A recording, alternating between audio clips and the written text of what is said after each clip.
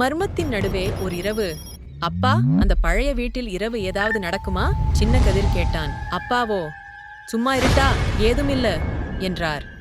ஆனால் கதிர் கேட்காமலே பையையும் எடுத்துக்கொண்டு சப்தமில்லாமல் வீட்டை விட்டு நடந்து போனான். கதிர் அச்சமில்லாமல் அந்த மர்மம் நிறைந்த வீட்டின் அருகில் நின்றான். பெரிய கதவுகள் தானாக திறந்தன. இது எப்படி சாத்தியம்? அவன் உள்ளே நுழைந்ததும் பெரும் மழை வெடித்து விழுந்தது. இன்னும் கதவுகள் திறந்திருக்கும். தோராயமாக பார்த்தான்.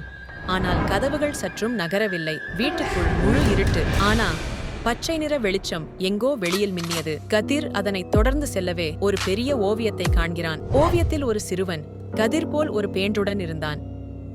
நான் மட்டும் இங்கே இருக்கேனே என்ற எண்ணம். கதிர் ஓவியத்தை தொட கையில் ஒரு குளிர்ந்த உணர்வு.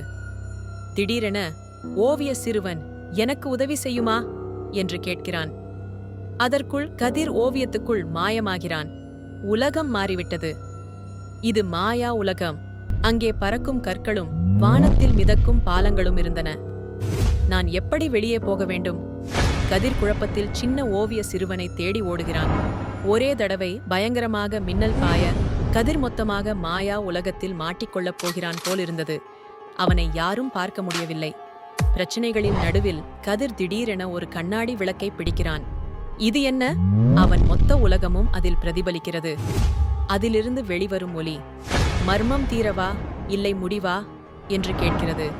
கதிர் திடீரென கண் திறந்து, இவள் ஒரு கனவா என்று வியப்பில். அவன் வீட்டில் இருக்கிறான்.